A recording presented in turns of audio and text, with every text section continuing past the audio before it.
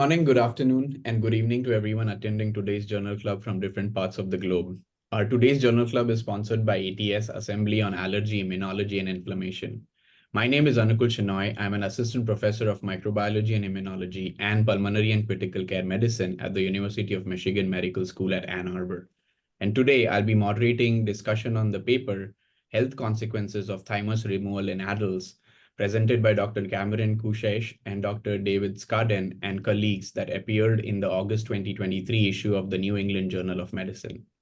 Joining us today for the discussion to take place after the presentation is the lead author, Dr. David Scadden, MD, Gerald and Darlene Jordan, Professor of Medicine at Harvard University, co-director of the Harvard Stem Cell Institute, Professor of the Department of Stem Cell and Regenerative Biology at Harvard University, and Director of the Center for Regenerative Medicine at Massachusetts General Hospital. Oof, that's a lot of titles.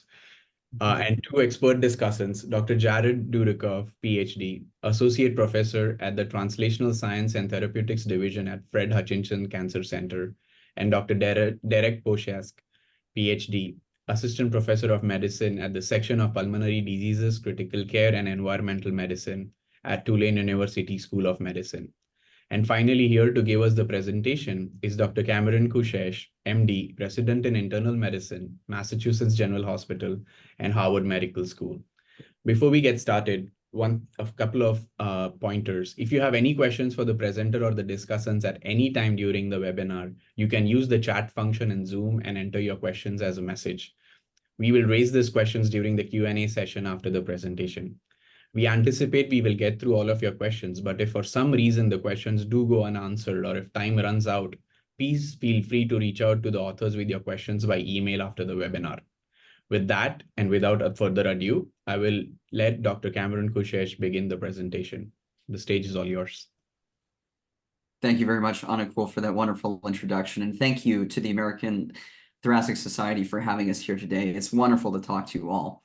So I'm here today to talk to you about the health consequences of thymus removal in adults. And as I mentioned, I'm a resident in internal medicine at the Mass General Hospital. This work was performed at the Mass General Hospital Center for Regenerative Medicine, as well as the Harvard Stem Cell Institute and the Harvard Department of Stem Cell and Regenerative Biology. And with that, I will begin. The thymus is the site of alpha-beta T cell maturation. Common lymphoid progenitors develop in the bone marrow and then traffic to the thymus, whereby these nascent T cells rearrange their T cell receptor, specify into singly positive CD4 and CD8 cells, and are exposed to antigens such that by the time that they traffic to the peripheral blood as naive T cells, they are capable of tolerating the self and becoming activated by diverse antigens. Now, the majority of the work that has sought to understand the role of the thymus in human health has focused actually on infants and young adults. In particular, infants are thymectomized in the process of the correction of congenital heart malformations. So this excellent paper in the Journal of Clinical Investigation in 2009 studied 25 patients that had received thymectomy as 2-week-old infants for transposition of the great arteries, which is a congenital heart malformation. They then followed these 25 patients into their teenage years and their early 20s in order to understand what happens to their immune systems. They then compared their findings to 29 age-match healthy children of the same ages as well. What they found was that patients that are thymectomized in infancy still have fewer overall T cells in young adulthood, especially fewer naive T cells. In addition, these thymectomized in now young adults demonstrate higher levels of pro-inflammatory plasma cytokines and also appear to have more clonal CD4 and CD8 T cell compartments. And that's the figure shown over here to the right, whereby there is flow cytometry spectrotyping of the T cell repertoire. And in both the CD8 and CD4 compartments, in a healthy young adult, there should be an even distribution of T cell receptors such that no one particular clone dominates the T cell repertoire. Whereas in patients that have been thymectomized and now in young adulthood, demonstrate some alterations in their T cell repertoire diversity, such that some patients even have very clonal T cell repertoires that appear to be similar to that of much more elderly individuals. And the clinical implications of this is something that this paper looked into and found that patients with particularly strong alterations in their T cell compartments were more frequently CMV seropositive, perhaps speaking to poorer immune control in thymectomy patients of a chronic infection. So we were very interested to try and understand the role of the thymus in adult health after this excellent work demonstrated its role in infancy and young adulthood. So we surveyed 1,500 Mass General Brigham patients that had received thymectomy in adulthood over the course of the past 3 decades. Now, thymectomy is an invasive procedure that usually requires a median sternotomy. So in order to control for the relative morbidity and mortality that can happen as a result of this surgery, we selected cardiothoracic surgery patients that underwent a surgery without thymectomy to control for the surgical complications, and also compared our findings to the general US population. As you'll see, we met and consented patients across the Mass General Brigham system, and they were very generous to donate their blood to this study so that we could try and understand the impact of thymectomy on the immune system. So our first result today is that thymectomy is associated with an increased risk of all-cause mortality. Shown here on the left are a group of forest plots that demonstrate the relative risk of mortality in the first 5 postoperative years after thymectomy or cardiac surgery. And as one can imagine, patients die after these surgeries regardless, so we have excluded all patients from this analysis that die within 3 months of their surgery. In addition, a patient's history of life-threatening infection, malignancy, and autoimmune disease, or IMA, as it is abbreviated here, can also influence the relative risk of mortality. So we have performed our analysis including and excluding patients that have had prior infections, malignancies, and autoimmune diseases before their surgeries, regardless of whether we include or exclude patients with infections, malignancy, autoimmune disease, myasthenia gravis, thymoma. Still, the relative risk of all-cause mortality is around 2.5 times that in thymectomy patients versus that of controls in the first 5 postoperative years. This is interestingly rivaling, if not exceeding, the relative risk of all-cause mortality that occurs in clonal hematopoiesis of indeterminate potential, or CHIP, which is estimated to have 1.4 in terms of its relative risk of all-cause mortality over the first 7 years. Now, the effect of mortality in thymectomy patients is also borne out over the course of a lifetime, as we see via Kaplan-Meier analysis over 20 postoperative years on the right here. I want to take a minute to acknowledge Dr. Brody Foy, who at the time was an instructor in medicine at the Massachusetts General Hospital Department of Pathology in the group of John Higgins. He is now an assistant professor at the University of Washington in their Department of Pathology, and he was essential in helping us to design and execute this epidemiological analysis. Additionally, all-cause mortality appears to be higher across age groups. We wanted to understand whether the effect of this mortality was also encountered by individuals of different ages. So we took our thymectomy patients, subdivided them into these different age ranges that you see below, and compared them with age, state, race, and sex-matched control patients in the Mass General Brigham system. Those are those shown in red, as well as the general US population taken from CDC data. And thymectomy appears to have higher all-cause mortality across these age groups, excepting the very elderly, and also when taken in aggregate as well. Thymectomy also associates with an increased risk of malignancy.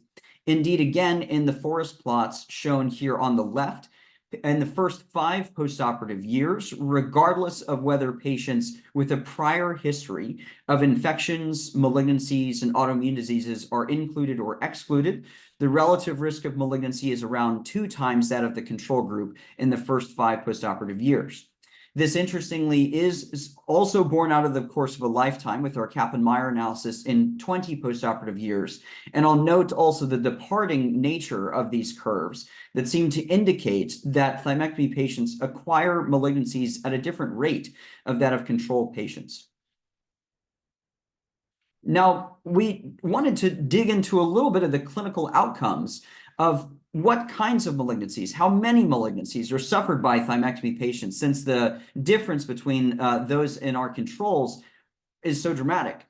And in particular, this is an analysis of patients that had developed at least one malignancy after their thoracic surgery in the control group or their thymectomy. And so among these patients, the number of malignancies is actually higher in thymectomy patients than that of controls. And we see here that among patients that develop a malignancy, about 2 malignancies are incurred by thymectomy patients versus that of, on average, 1 malignancy in our control patients. The types of malignancies that occur in our control patients and our thymectomy patients are also quite different as well. In control patients, skin cancers such as squamous cell carcinomas, basal cell carcinomas, melanomas are the dominant cancers that are observed, and some of the most common malignancies that are in humans are also occurring in these patients too. Colon cancers, lung cancers, prostate cancers, bladder cancers. Thymectomy patients tell a different story. The majority of malignancies in thymectomy patients are actually an incredible diversity of malignancies across the body. Hematologic malignancies are seen in these patients, in addition to cancers in the central nervous system, as well as GI, GU, neuroendocrine cancers, even some rarer cancers, such as embryonal cancers, sarcomas, as well of different types. Whereas skin malignancies make up a relative minority of malignancies in thymectomy patients. This is specifically interesting because in a traditionally immunosuppressed patient, skin malignancies such as squamous cell carcinomas, basal cell carcinomas are seen in droves. That does not appear to be the case in thymectomy patients, perhaps pointing to a different type of immune suppression in these patients. Thymectomy also appears to be associated with more aggressive malignancies. And in this clinical outcomes analysis, we first, in panel A here, took a look at the breast cancers in control and thymectomy patients, which are seen in abundance in both groups, hence the reason that we picked specifically breast malignancies. We looked at their Nottingham-Bloom-Richardson pathologic grade, which is a scale of 1 to 3 based on a variety of different tumor factors.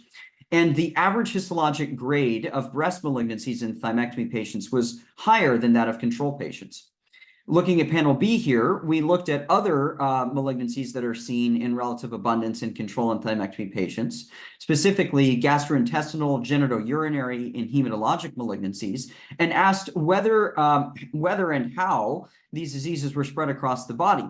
In particular, thymectomy patients had a much higher prevalence of disease that was widespread throughout the body at time of diagnosis compared with that of control patients.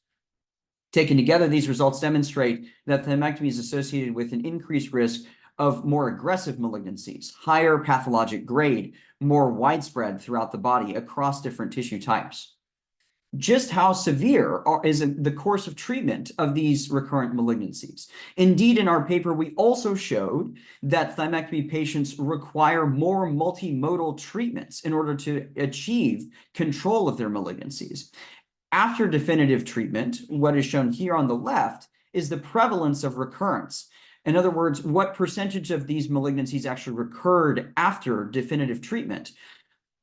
As it happens, 17% of the malignancies in the thymectomy group recur after definitive treatment, compared with fewer than 5% of their control patients. What types of malignancies recur? This also is different between control patients and thymectomy patients. In control patients, the majority of those malignancies that recur are skin malignancies, which frequently recur in elderly individuals associated with lifestyle factors such as sun exposure. In thymectomy patients, a diverse range of malignancies appear to recur. Again, a rarer cancers, more widespread cancers throughout the body. What these two panels demonstrate to us is that thymectomy is associated with an increased risk of recurrent malignancies regardless of tissue type.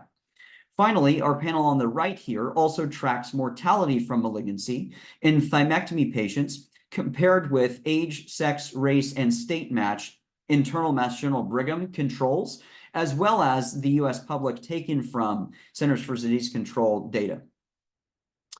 Additionally, thymectomy appears to be associated with an increased risk of autoimmune disease. I'll direct your attention in the forest plot to patients without a prior history of infection, malignancy, and autoimmune disease. That was the group that we found a relative risk of 1.5 times that of the control group within the first 5 postoperative years. What we also demonstrate in our paper is that the types of autoimmune disease that occur in thymectomy patients are particularly diverse, more diverse than that of control patients, and also the number of autoimmune diseases per patient is higher in those of thymectomy patients versus control patients, as is the number of types of treatments that they require to achieve control of their autoimmune diseases during flares.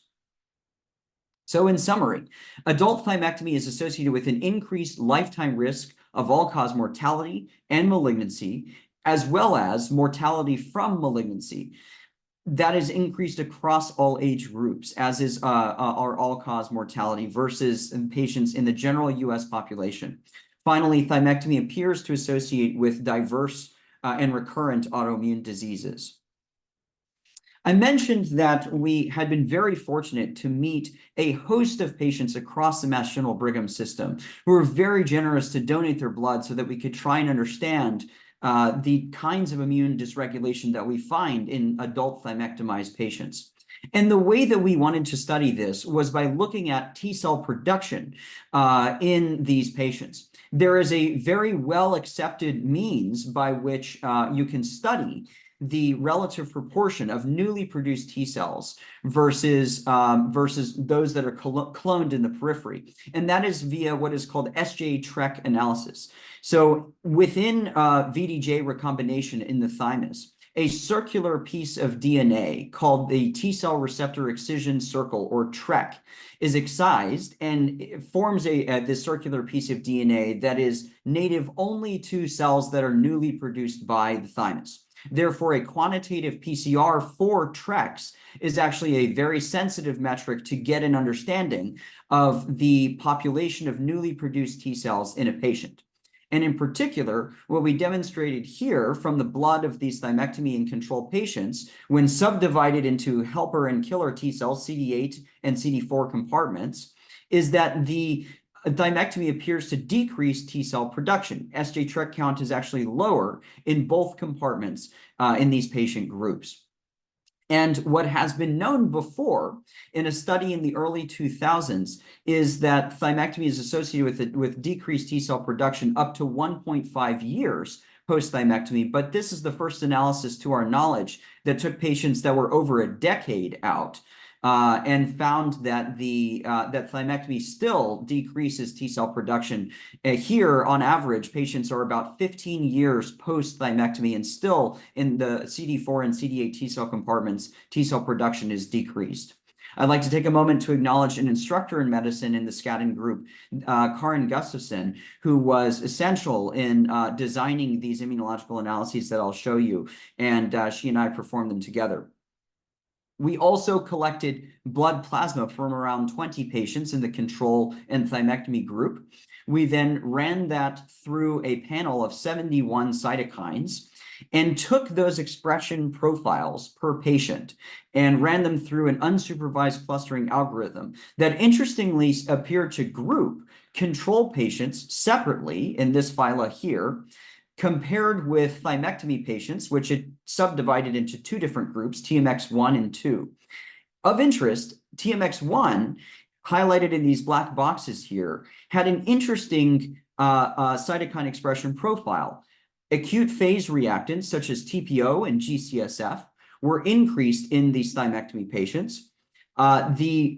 Specifically, Th2 and Th17 cytokines were also increased in these patients. And you might recall from other work that Th2 and Th17 cytokines and helper T cell lineages are important in encouraging chronic inflammation that can serve as the basis for autoimmune disease and malignancies like those that we see in these patients. And finally, immune suppressive cytokines such as IL-1RA are also decreased in thymectomy patients. So taken together, thymectomy patients fascinatingly had a shared cytokine signature of immune dysregulation. In summary, adult thymectomy is associated with significantly increased risk of critical health outcomes, including all-cause mortality, malignancy, and possibly autoimmune disease. We saw this in conjunction with decreased de novo production of CD4 and CD8 T cells, even after 15 years post-thymectomy. We also found this in conjunction with a shared cytokine signature of immune dysregulation. Th2 and Th17 skewed cytokines. And what we also share in our paper is perturbations in the T cell receptor repertoire, whereby we did bulk T cell receptor sequencing that demonstrated that thymectomy patients have a less diverse, more oligoclonal T cell receptor repertoire, especially in patients with malignancies. Taken together, these findings advocate strongly for the preservation of the adult thymus as a clinical priority. We also think that physicians that are advising patients as to a thymectomy might mention these results or keep them in mind when advising patients. This is especially salient in the fact that our study included patients that have thymectomies for a diverse range of different phenotypes. And in about 50% of patients in our study, the thymus was removed without any particular disease at all. And still, those patients suffered the consequences that have been present and we demonstrate in this study. So I'd like to take some time before handing the torch to Dr. Scadden to acknowledge a few of the people that were key in this work. In particular, of course, Dr. Scadden himself directed this work, and I'd like to offer an enormous thank you to him, as well as Dr. Kameron Gustafson, who was the co-senior author on this work and did much of the immune assays that we found.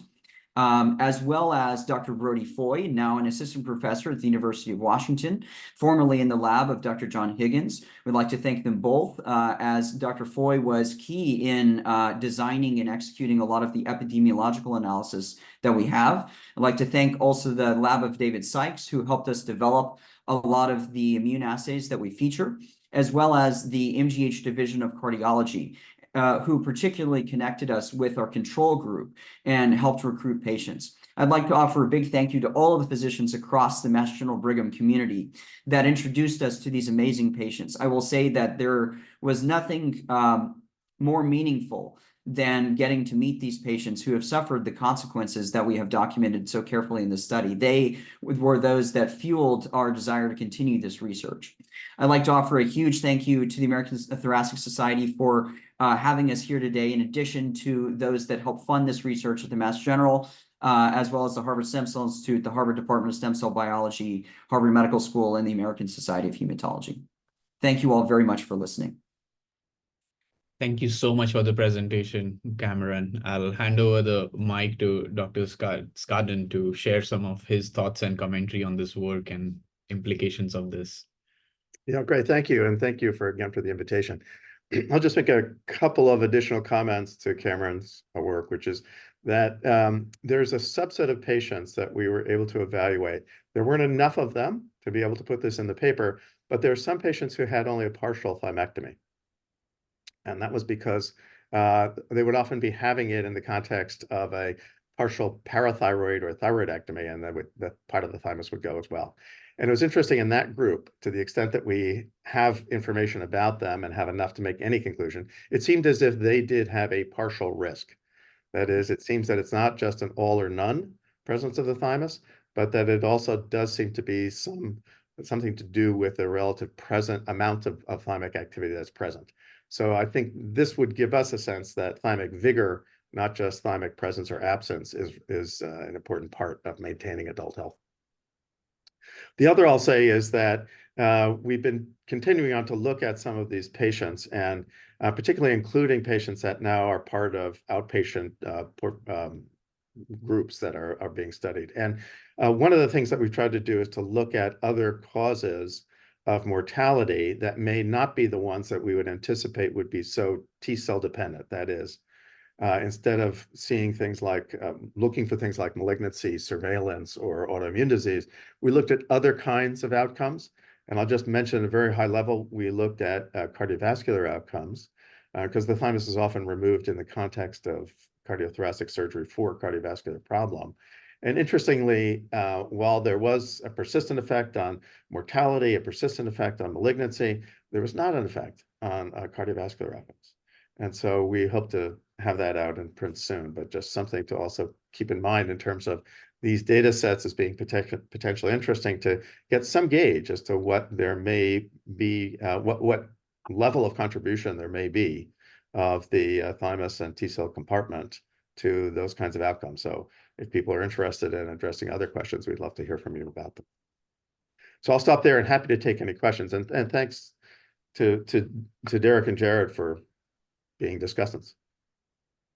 Thank you so much. This is awesome. This is interesting. I think this, in some ways, addresses a question, but I think we'll get to that question from Dr. Angela Rogers in a bit. But I'd like to thank Kameron and Dr. Scadden for your presentation, and I would be very happy to open the conversation to our discussants. Jared, Derek, any questions, thoughts, comments, would be happy to hear. So I'd like to start with what should be kind of an easy question, but why did you guys do these studies? Every time I bring up the thymus and say a study section, I get laughed out of the room. So what prompted this? Okay, so I'll give you my version of it, and Kameron can give you his. So, I'm very interested in the setting of hematologic malignancies and stem cell transplant, and immune reconstitution is clearly an important part of how patients do post-allogeneic transplant. So we've been very interested in the idea of thymus regeneration. Kameron came into the lab focusing on that, and then COVID hit. And so we thought, well, why don't we do? And Kameron had other questions about this even before COVID. But my sense was, since we couldn't do any laboratory work, let's see if we can't actually do something in silico that really gives us a sense of just how important is the adult thymus. Yes, it's important for people who get a transplant, but is it important for the rest of us? And how do we do that? We were able to do this with the kinds of outcomes analyses that Kameron performed. And I have to say that I was inspired to talk about this and think about this project because as a medical student, when this project was very first getting going, I was listening to the experts in myasthenia gravis say how important the thymus is to continuing and perpetuating the autoimmune cascade, and so that it is necessary, and even as published a couple of years ago in a New England Journal randomized clinical trial, even more essential for better control of myasthenia. And then on the other hand, I was in my surgical rotations seeing how the thymus was cleaned off of the mediastinum as a way of discarding random fat. These two seem to be in opposition to me, and I really wanted to understand a little bit more about it. The work that Dr. Scadden mentioned that the lab was already doing on thymic regeneration, led also by Dr. Karin Gustafson, an instructor of medicine, inspired me to think about, so is the thymus then important in adult health? And I'd have to say one thing led to the other, and the only way we were able to do this work and understand it at scale was by involving Dr. Brody Foy as well. I see Jared has a question. Jared. Yeah, I just wanted to say a few comments as the other thymus guy, I guess, on the call here. I mean, my whole career is on the thymus. Your study sections, I guess, Derek, are a little bit different to mine, perhaps.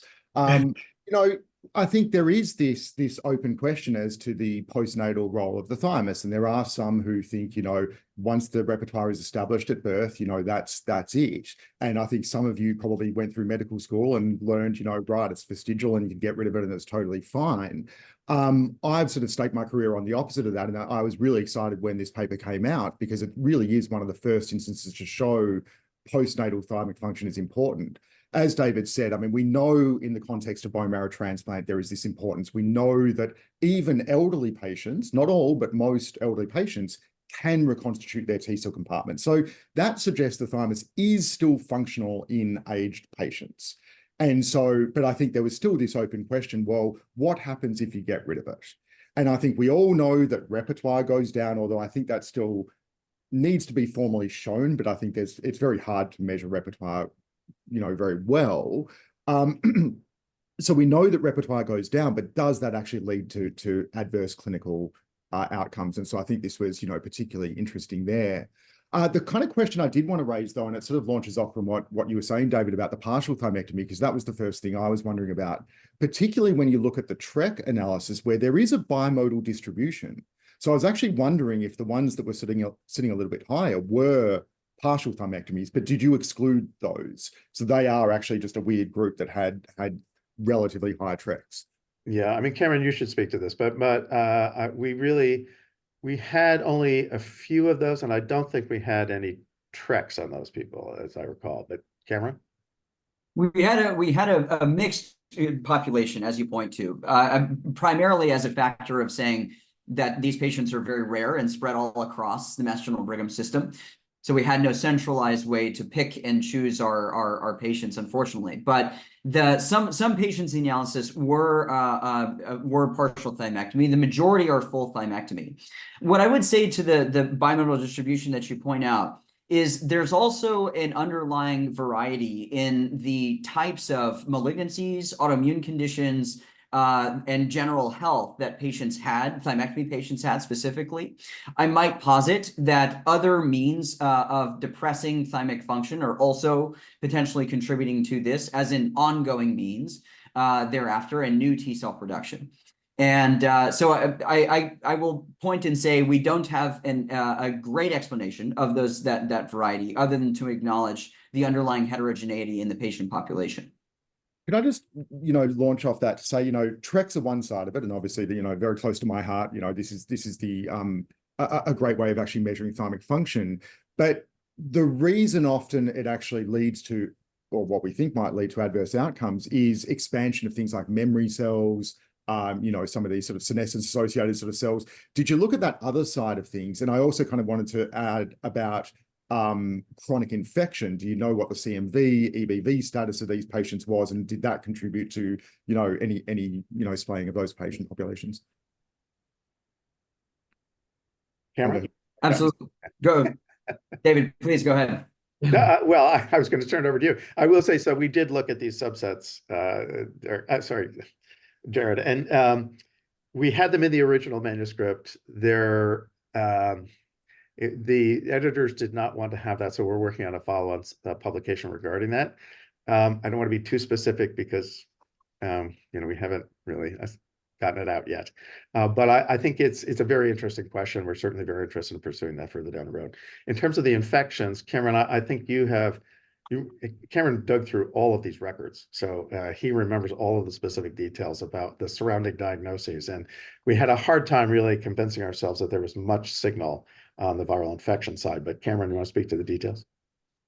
That's right. A lot of it is unfortunately as a result of poor documentation around when patients might have had infections. CMV and EBV were unfortunately in this group never measured, sometimes even according to some of the guidelines that we might do in, say, cancer patients. So I would say that it was hard to estimate and not something that we have complete data on, but a very excellent point to try and understand how that might impact circulating T cells and thymic production. This is really cool. We do have one audience member, Dr. Angela Rogers, who has a few questions. So I figured Angela can unmute and show her face and ask the question. Sure. Thank you so much. I'm the chair of the AI Assembly this year, lucky to be, and really delighted to have you all here to work with our group. So thank you again so much. I am so happy with this work. It's exciting to see epi work in the New England Journal, and it's really, sometimes it feels like all the good epi questions were answered in the 60s and we missed our chance. And so congratulations. This is really wonderful. I had a question just about the, in your conversations with surgeons, is your feeling that there's real, this was kind of a random decision. It sounds like that's what you were saying, Kameron, that sometimes it's thrown away, other times it's not, that there's nothing inherent to the case that makes people choose to keep it or not if there's not a cancer involved. And then somewhat relatedly, and I think Dr. Scadden answered this a little bit as well, whether, partial thymectomy, is that a lot harder? Do you feel like there's appetite in the surgical community to make that more the norm?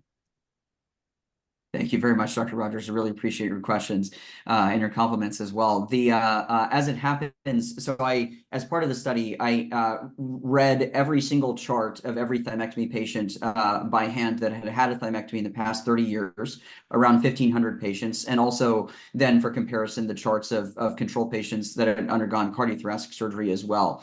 So what is fascinating about that is there are a variety of different pathologies, as I mentioned. In particular, our study found that patients are referred for thymectomy when they have a mediastinal mass that is recognized on imaging, CT or MRI.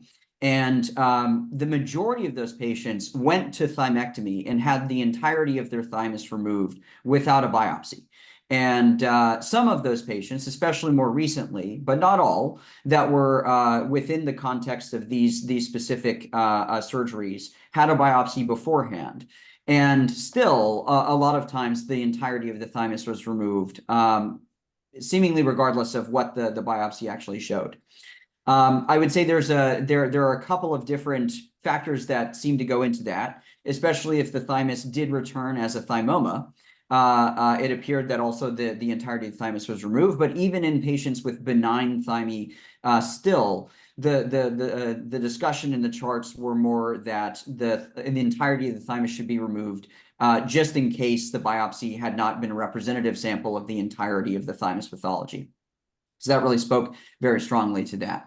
One of the things that I think, and then towards your question about partial thymectomy, most of the cases that were partial thymectomy, as Dr. Scadden mentioned, were those that were performed in the context of removal of either the thyroid gland or parathyroid gland, where surgeons would start with a dissection of the neck and then dissect inferiorly to make sure that as much thyroid and parathyroid tissue were cleaned as possible, removing the cervical thymus. And in those cases, a lot of times, surgeons were were a little bit more delicate about the tissue that they ended up taking. And maybe I just comment. I think there are thoracic surgeons who also will kind of routinely take the thymus out when doing a procedure on the heart because of just the idea that it is vestigial. And that did seem to be surgeon specific. So I think it's really more something that is, it's really decided on individual basis. Some discussions that we've had since then, there's clearly a lot of question as to whether or not that practice should continue, but then also about whether or not there should be fragments that are left behind, even in the context in which you're doing it as a part of a therapeutic procedure. So, and I think that's a question we just can't really, from our data, all we can say is that if you remove it entirely, there is this risk. How you compare that with the risk from a disease like myasthenia gravis or thymoma, Right. that's something that we really can't speak to. I think there are this, I hope, will inspire future studies regarding that. Can I just ask, to ask about that? Do you see a drop off in thymectomy in later years? I mean, you took samples going back to I think 1992 or 1993, and I know in kids, which is where most thymectomy occurs because it's so much bigger and really overtakes the heart. I think there has been more of a trend towards trying to leave some tissue there, and there's even some evidence of regrowth and things like that. Did you notice a drop off over time? Like, do you see fewer of them these days? I don't think that we had specific data, to my knowledge, about the absolute number over the course of time, but I do think clinical decision-making wise, there is a change. For example, in the 2010s, I can't think of many thymectomies that were performed after a biopsy. In other words, a biopsy was not part of the diagnostic workup. In the 2020s, it appeared a little more that biopsies were introduced, although I mentioned that depending on, it almost seemed regardless of the result of the biopsy, a thymectomy would be pursued anyway. That is my sense, I have to say, though, Dr. Dudikoff, overall, that thymectomies are performed largely out of the context of mediastinal masses. Still they are performed, however, for parathyroid surgeries, thyroid surgeries, and cardiovascular disease too. And the other thing I wanted to point out is in the context where a repeat sternotomy was performed, even in the modern age, if you will, that most of the sternum is cleaned as a result of to lyse parasternal adhesions. And as a result, that usually also incurs thymectomy too. And that was something that we saw pretty uniformly across those surgeries. So that's an additional patient population that is receiving thymectomies, incidentally or not. Yeah, along those same lines, so there's a similar lines. There's a question from Dr. Amit Berry, who is a physician scientist in Washington University in St. Louis.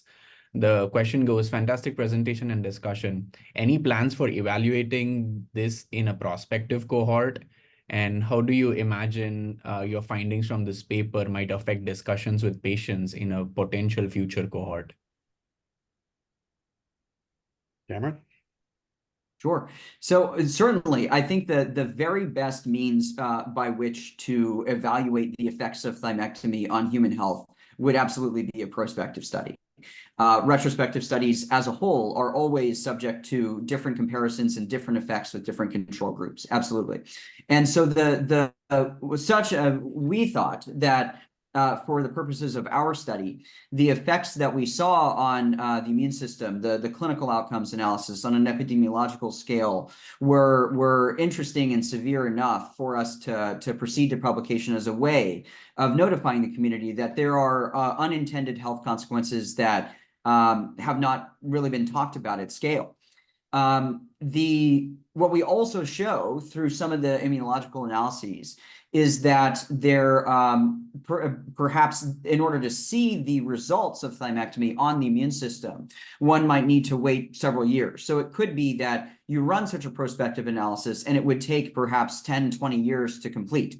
And certainly what we think would be an interesting idea is to look into patients prior to and after thymectomy. I mentioned briefly another study. The first author, if anybody's interested in the paper, is Pan, 2001, that looked at patients that have received thymectomy, specifically for myasthenia gravis, looked at their relative SJ-Trek before and after thymectomy for myasthenia. And up to 1.5 years, there was actually not that big of a difference in their Trek count. And yet, after 15 years, we demonstrate that there is a large difference in Trek count in both compartments. That demonstrates to us that these effects take a long time to accumulate at scale. But clearly, there are other effects on malignancy, autoimmune disease that start occurring within 5 years postoperatively. And so I think all of these would be best studied with a prospective cohort, absolutely. Yeah, I'd certainly agree with that. I think the one other comment, just in terms of the question about discussion with patients, I think this now has to be a part of conversation with patients. If you're talking with them about options for treatment of their myasthenia gravis, I mean, it has to be a part of the consideration of whether or not they have to know that if their thymus is out totally, that they are potentially incurring other risks. And frankly, I think that is also a reasonable thing for physicians to change their monitoring of these patients. That it may not just be a return of their myasthenia gravis that they need to be monitored for, but also whether or not they should have additional, I would say, at least some degree of it increasing the scrutiny for potential emerging malignancy. Derek, any questions, thoughts? Yeah, one of the limitations in a lot of our thymic knowledge has been our ability to image the thymus. Yeah. And, recently with COVID, one of the unfortunate consequences, but kind of fortunate, is more patients are the imaging. We're imaging the entire lungs now, and you can actually see the thymus. And there are some papers out there that talk about thymic size, and if the thymus was smaller in these patients or fattier, there was worse COVID outcomes. And are we ever going to get to the point where maybe we're going to be looking at the thymus, say, as a predictor or a predictor or a way to treat? I think it's a great question. I mean, TREX, and we're very interested in knowing whether there are other biomarkers by which we can gauge thymic vigor.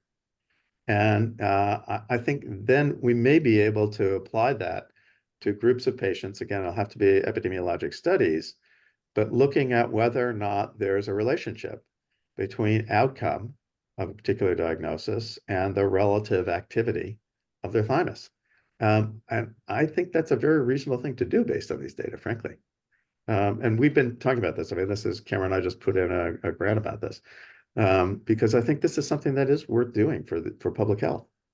If we know, for example, that if you have a very low degree of thymic vigor, are you more or less, are you a person for whom you would have, and you have an underlying precondition like a clonal hematopoiesis phenotype, a genotype? Should we monitor those people more intensively?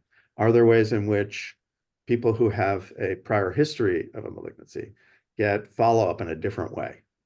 Is there something that we should be doing about the people who are elderly, who have are getting an immunotherapy for cancer? Should we determine whether or not this gives you an indication, a biomarker of likelihood of response to those immunotherapeutics? So I think there are ways in which this can factor in to some of the other important parameters about patient care. Well, Jared, do you have thoughts about that? I mean, you've just described my whole program, David. Like that's exactly what we're trying to do. Yeah, I mean, I think this is exactly right. I mean, I think we know that this is the case in bone marrow transplant. That's a clear thing. But I concur entirely. And I mean, we're starting to do these studies to try and correlate thymic function with clinical outcomes in, let's say, solid tumors, checkpoint inhibition, these things that do require a T cell clone there that can actually recognize that tumor neoantigen or vaccine antigen or any of these sort of things that will be impacted by thymic function. So yeah, this is yeah, very much in my wheelhouse. That's great. Well, we should yes, we should figure a way to do this together. Yeah. Yeah. I want to ask another one, actually. I suspect these are getting way too granular for the numbers of patients, but I was wondering about the leukemia patients. Did you notice, is there a skewing towards T-cell leukemia, away from T-cell leukemia? Are they more lymphoid, myeloid? Can you get any sense of that? I honestly don't know which way it would go. I was just very curious whether there was any signal there. Very interesting question, and something that we were very intent on as a group that is based in hematologic malignancies. I will say that, as you say, it is limited by the sample sizes there. However, it was interesting that I remember from, and again, this is based on my looking through the charts of all of the patients and mapping out their clinical histories. Actually, a wide diversity of hematologic malignancies, DLBCL, other B-cell malignancies, definitely peripheral T-cell lymphomas were seen as well. And I have to say that we thought when we very first started the study, so what we're going to see is a host of T-cell hematologic malignancies, and that's going to be the finding that we have. That was not at all what it amounts to.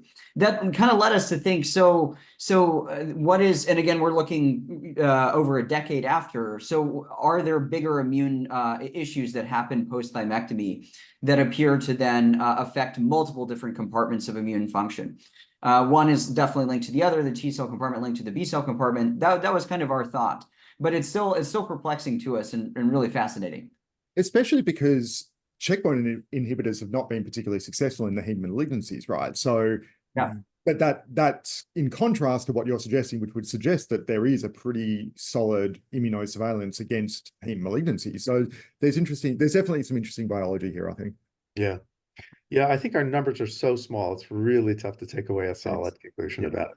I mean, I will say the one thing that was intriguing to me was that an immune responsive tumor that we know about, melanoma, actually is, I mean, it's not statistically significant, but the percentage of patients with melanoma who've had thymectomy is higher. Yeah, it's interesting. Derek, any questions? Yeah, I guess one more question. We're talking about TREX and, thymic output. And this is, maybe Jared can answer this question as well. Do we think that recent thymic emigrants have a function, or is the function here just them filling the niche that's needed to keep the T cell repertoire going?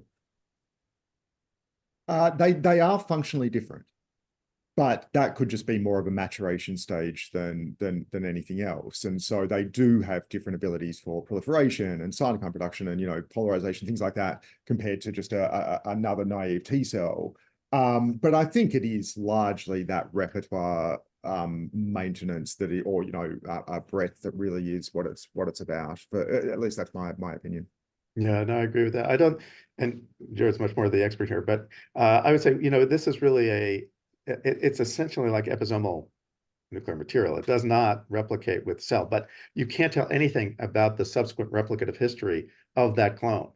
It can expand enormously, but that clone will still only have one cell bearing a TREC. And so it's really something that gives you a sense of how much new production is happening or cells coming out of the thymus, but it doesn't tell you what they contribute to immunologically downstream. This is why you need to get to true repertoire analysis. I know you guys did, was it adaptive or one of these? And I think these are good. The problem I think in our field is, at least this is how I've thought about it. We don't care if it's a dominant clone or an incredibly rare clone. A lot of these techniques are really bad at picking up those very, very, very rare clones. You could maybe do single cell, but it gets very expensive. There are some technical limitations. You don't know if it's biological or technical variability. So I've been going around in my head about how to do this for a number of years now, and I still haven't come up with a good way of truly measuring what I'm calling repertoire breadth, because everyone uses diversity in what I think is not a truly accurate way for thymic diversity. So measuring repertoire breadth. But this is, I think, the holy grail of what we do. Yeah. I'm definitely the basic scientist, not thinking of thymus at all, a lot. But I almost wonder, I'm also looking for thoughts as to what do you think the vaccination responses of patients that have had thymectomy versus no thymectomy would actually also be different, because the T-dependent effects of the T cells are gone, right?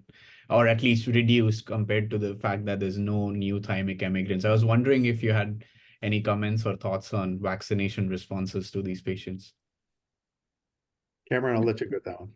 Sure, that would be fascinating to measure. I have to say that the one of the things that we considered when setting up the study is there any way to determine on a broad epidemiologic scale what the response was, what the effect is on the immune system. The problem is factors like flow cytometry, for example, for immune subsets are incredibly rare. And so we struggled to find a group of patients that actually had those analyses done where you could answer the question in its sufficient depth that it deserves. I would imagine that it would be less. And certainly, I think that if you are to perform all kinds of analyses in mice impairing the thymus, the response to vaccination might also be less as well.